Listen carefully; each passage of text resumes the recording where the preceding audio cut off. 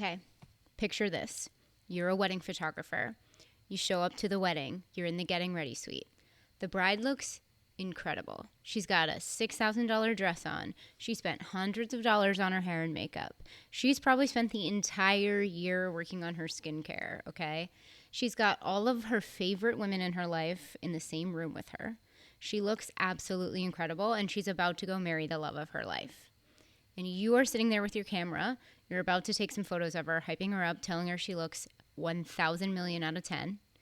And she looks in the mirror and squeezes that little bit of her arm fat, or squeezes a little bit of her tummy, or adjusts her dress and jiggles it around to make sure it feels good, and looks in the mirror and says something really mean to herself.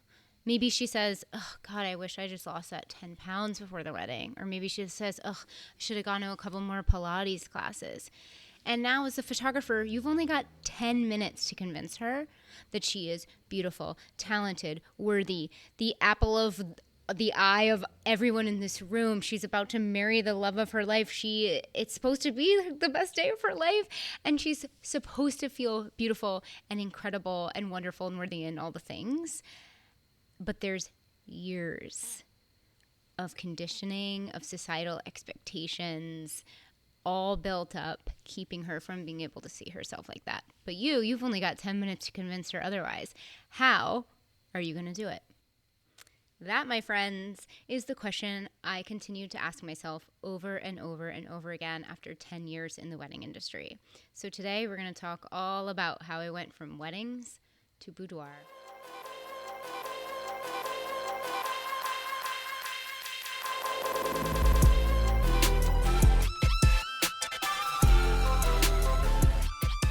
Welcome back, my friends. This is episode 2 of the Renaissance Room podcast. I'm so glad you decided to come back after episode 1. And just in case you missed it, you can go check it out. It's all about what the fuck I've been up to for the past 5 years. So if you're curious, go ahead and take a listen or jump in right now, because really today I'm also going to tell you a whole bunch about how I went from photographing weddings to doing boudoir, and it's a big part of the story of what I've been up to for the past 5 years. So I started photographing weddings all the way back in 2015 or 16 when I did a few of them for some friends at the corporate company that I was working at, who asked me and my business partner at the time to either do engagement photos or their family photos, and eventually people started asking us to do weddings. And I want to be really clear that this story isn't like, oh my God, I hated my job and now I found one that I love, because I found so much passion in shooting weddings for a really, really long time. I loved it. I loved the brand that I built. I loved the clients that I had. We were fun and silly and goofy and playful. And I like to add a lot of color into my wedding photos. I like it to feel like the images look like the best day of your life, with like just a tiny little add of like color and pizzazz than maybe was even really there. So I always really felt connected to the people whose weddings I was photographing.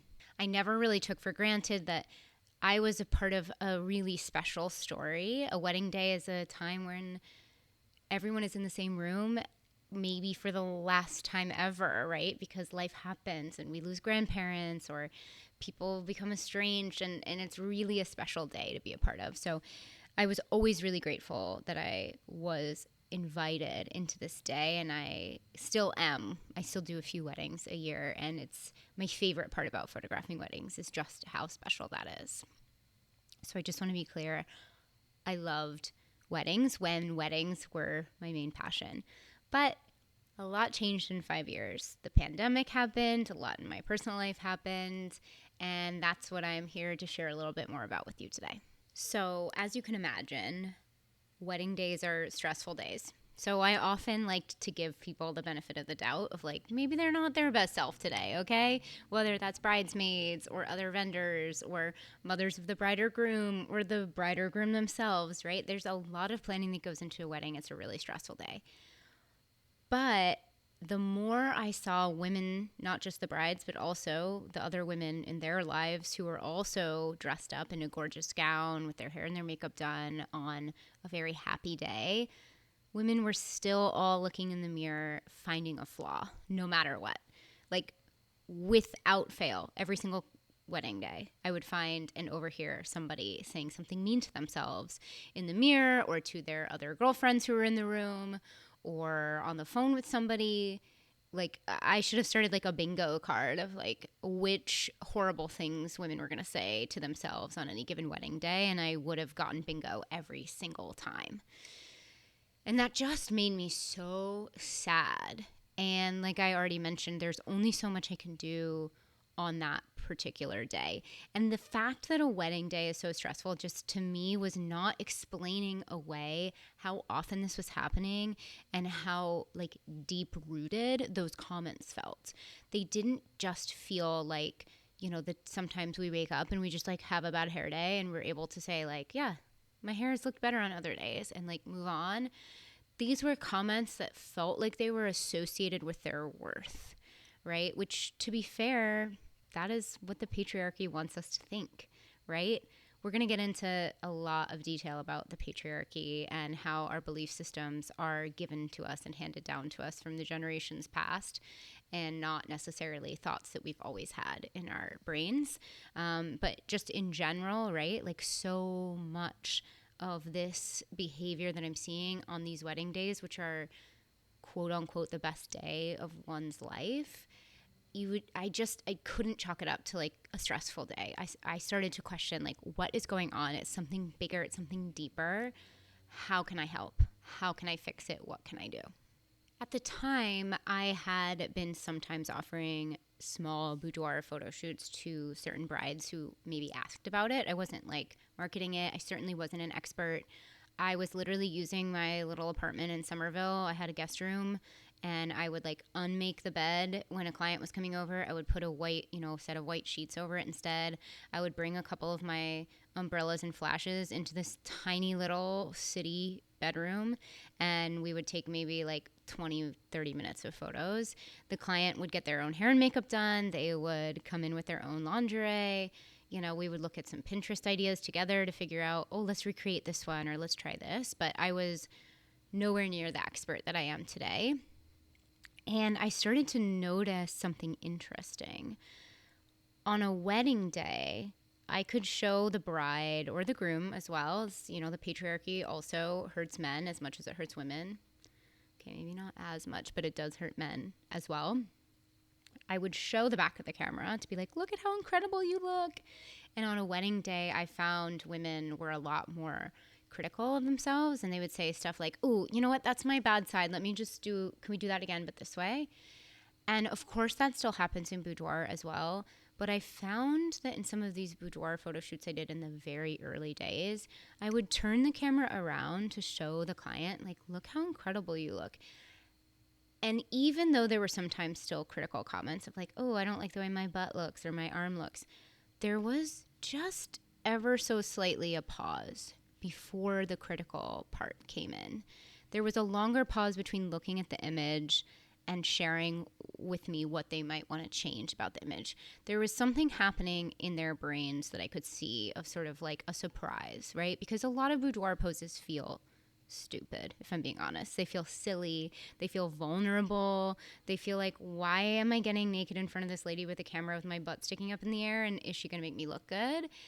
And there's a piece of surprise that happens when people look at their boudoir photos on the back of the camera where they expect to hate it, and then they're surprised that they sort of like it, or they at least see themselves from a different angle, from a different perspective, or through a different lens than they ever had before.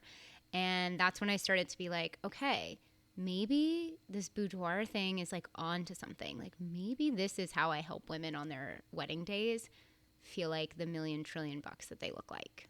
I wish I could tell you that like I blinked and the next day I had this super successful boudoir business and I like was done with weddings, but it's not how it worked. It's been a long journey. And also I wasn't ready to 100% give up weddings, right? They were still a big part of my passion. So for another couple years, I sort of like teetered between this like, oh, weddings are so exhausting. They're such long days, but they're so rewarding. I love them so much. And this idea of this boudoir studio, this boudoir specialty, right? But there are a lot of pros and cons to weigh. There's a lot of overhead of the boudoir studio, right? You got to pay rent somewhere that I wasn't paying prior to that.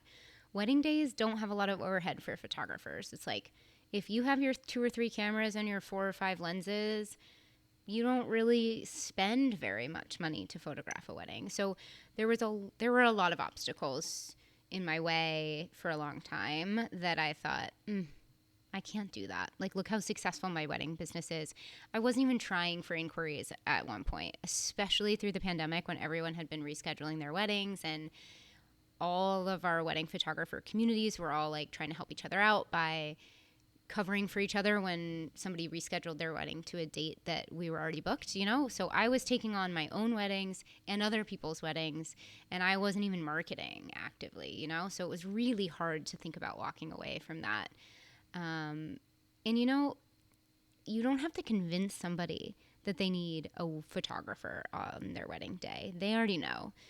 So it was really daunting to me for a while to think about switching to boudoir, because you do have to convince people that they need or want a boudoir photo shoot. It's not a given. It's a luxury. It's an investment in oneself.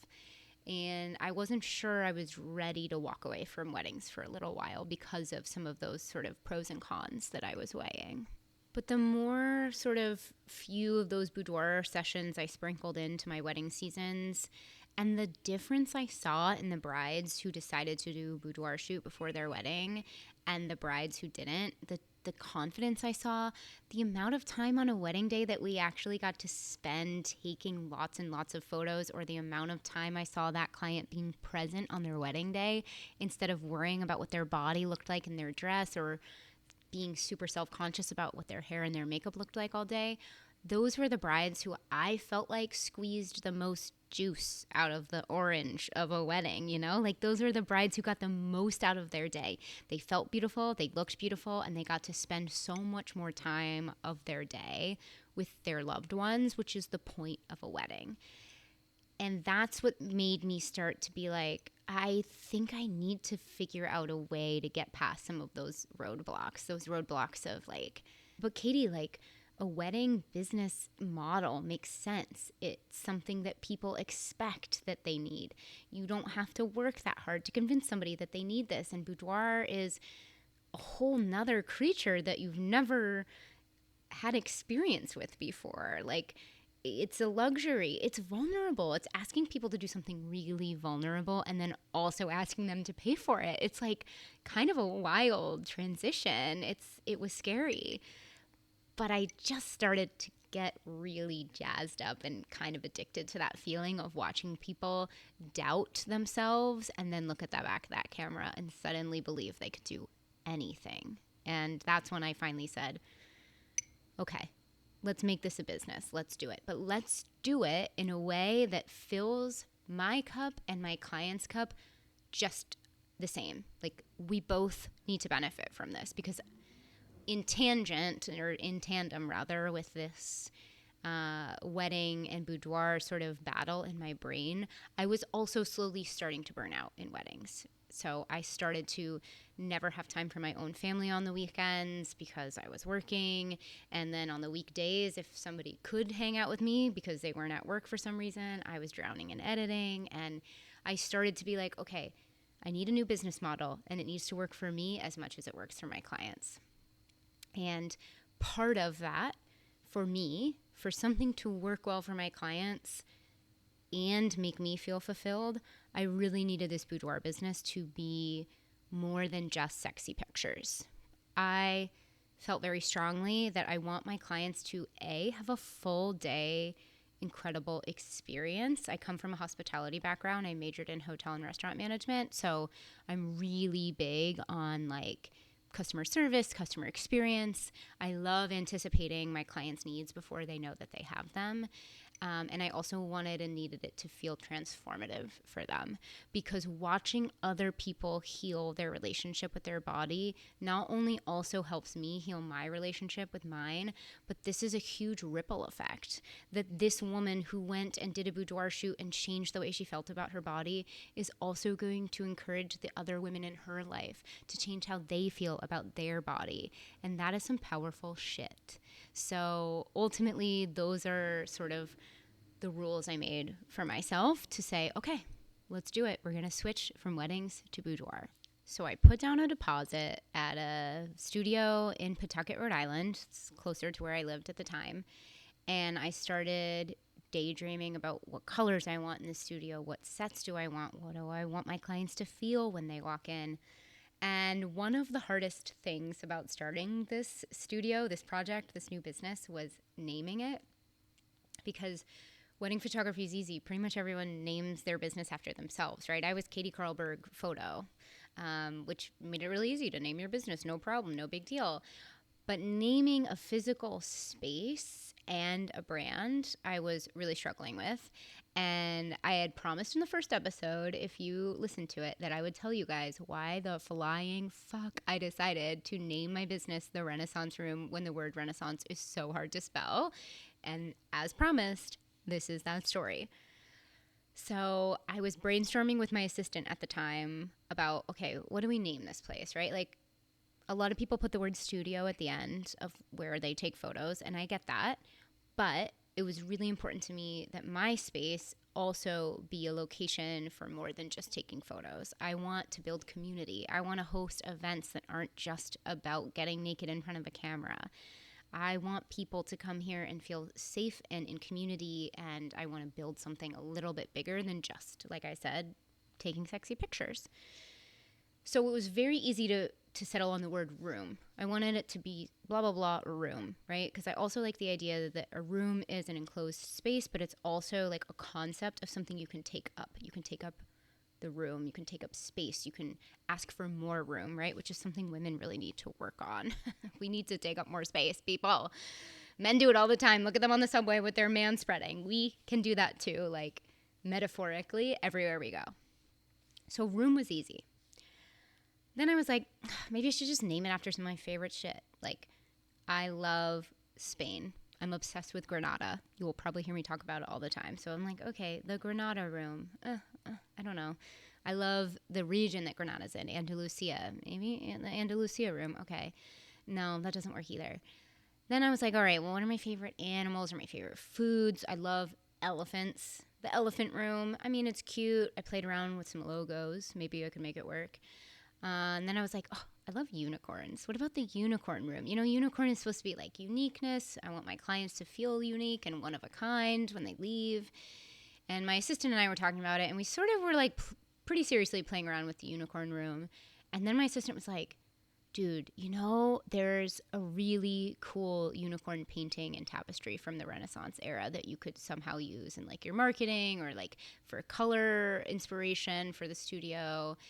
And then it was like sort of silent for a second. We looked at each other and we were like, the Renaissance Room. Yeah, the Renaissance Room. That's it. Because your girl loves alliteration. I will alliterate anytime I can. I love it. And we started sort of workshopping it. And I was like, oh my God, this fits exactly what I want for my clients. I want my clients to come into the Renaissance Room with one concept of themselves and their body and where they belong in the world and in space and their relationships and everywhere. And I want them to leave with a completely different vision of that. I want them to have a renaissance, a rebirth when they do their photo shoot here. I want them to leave somehow a different version of themselves than when they came in. So Renaissance is the perfect term. And so many of the Renaissance paintings of women are like real women, real curves, real bodies. We're going to do a whole episode on the Renaissance era, maybe like 2 or 3, because it's so interesting and juicy stuff in there. But that is how we landed on the most impossible studio name to spell ever.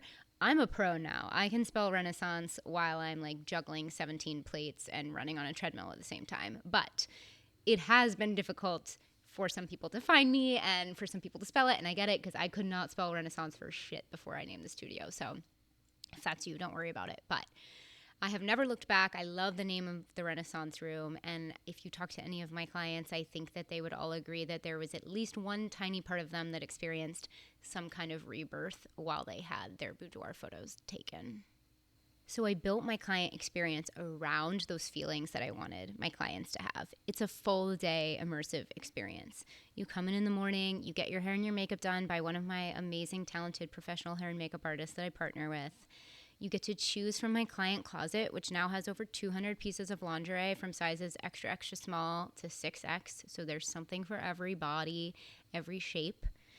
Once we get your hair and your makeup done, we do the photo shoot for an hour or an hour and a half. You have options to add on fun bonus scenes. I've got a stripper pole in here. We can do the wet set. We have a neon scene. We have a Renaissance goddess scene. We're changing them all the time. We do the photo shoot, and then you go out for lunch over here on Moody Street, which has like 17 million delicious restaurants.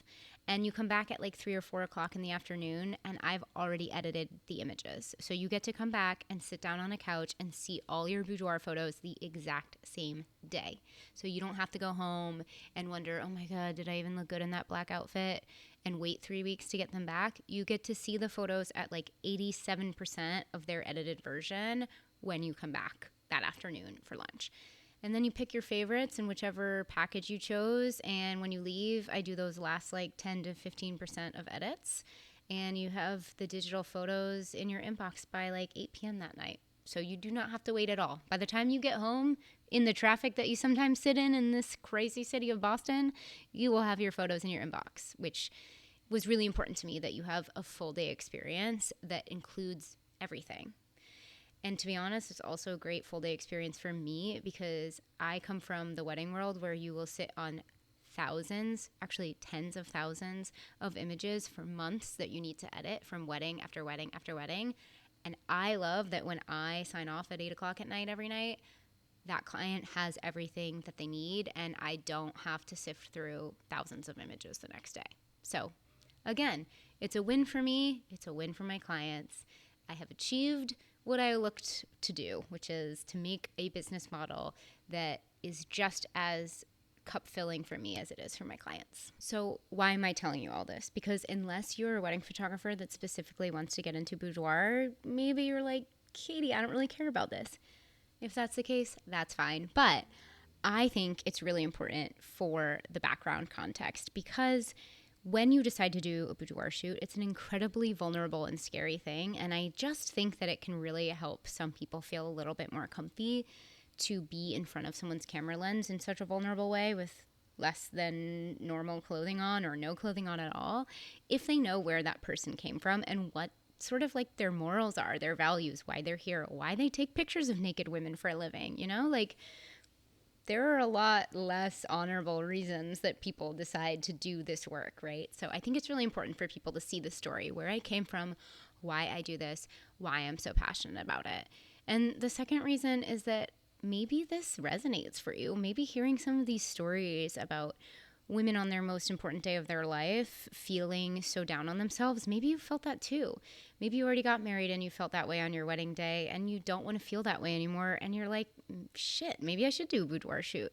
Or maybe you've had a day like a wedding, like a prom or a super important day in your career and you've, done your hair and your makeup and you've bought a new outfit and you're supposed to feel like $100 and you still look in the mirror and you pick something apart about yourself. And maybe you don't want to feel like that anymore. So I share some of these stories so that there's something to do about it. Doing a boudoir shoot has helped so many of these clients who previously picked themselves apart in front of the mirror and now are able to look at themselves with curiosity, with kindness, with self-compassion. And sometimes they even look at themselves and they're like, God damn, I am hot. So it's important to me that you all feel less alone because, again, the reasons we feel this way about our body is not something we came up with like in a vacuum in the abyss. We are all in this patriarchy together, surviving it, figuring it out, and that means our struggles are not singular. We are not the only ones who feel this way, and it's important that you hear that other people do too. And last but not least, I'm just really proud of the Ren Room and where we come from and where we're going, and I like to share about it. So that one's just a selfish reason from me. And if you have made it to the end of this episode 2, thank you so much. I am really enjoying actually just talking straight to my camera by myself and pretending you guys are here in the room. So thanks for hanging out with me, even though I'm here alone. But hopefully you are equally enjoying hanging out with me while you are listening along, while you walk your dog or drive somewhere or get some laundry done, however you prefer to listen to your podcasts. But either way, I'm grateful you're here, and I'm going to keep making episodes because weirdly I'm having fun with it, even though in the beginning, I'm not going to lie to you guys, these first 2 episodes have been really hard to produce and put together because the learning curve on some of these editing softwares that are new were steeper than I thought. I was all about being like, it'll be fine. It was so much easier now. It's been like 5 years since I podcasted. It'll be great. But no, it's hard. But I'm really enjoying it. And I hope you guys keep listening. I know there will be future episodes coming soon about diet culture and the patriarchy and body image and maybe even what it's like to be in the studio for a day. If any of you are past Run Room clients and you're listening and you would want to come on an episode and chat about your experience, I would love that. I know I said I won't be doing that many interviews, but I love seeing my clients again. So any reason to get you guys back here to hang would be great. And if that doesn't sound like something you'd want to do, but you do want to share your story a little bit about your boudoir experience and hope to encourage other people to do a session, you can always email me, katie@katiekarlbergphoto.com, to send me a written version of your story and how you felt about your boudoir experience, and I can publish it on the blog. That would be great because I know you guys are listening to me talk about it, but I think it's even more powerful to hear a client's experience from their mouths directly instead of from mine. So in the meantime, follow along on Instagram still, Renaissance Room Boudoir. You can watch this episode on YouTube as well if you prefer to look at my face over just hearing my voice. You can follow along on TikTok at Renaissance Room Boudoir. You can email me. You can go to the website if you want to find out more about our offerings right now and our pricing and information about doing a session, renaissanceroomboudoir.com. And I'm really excited to make the next episode for you guys. And have a great rest of your week. See you next time.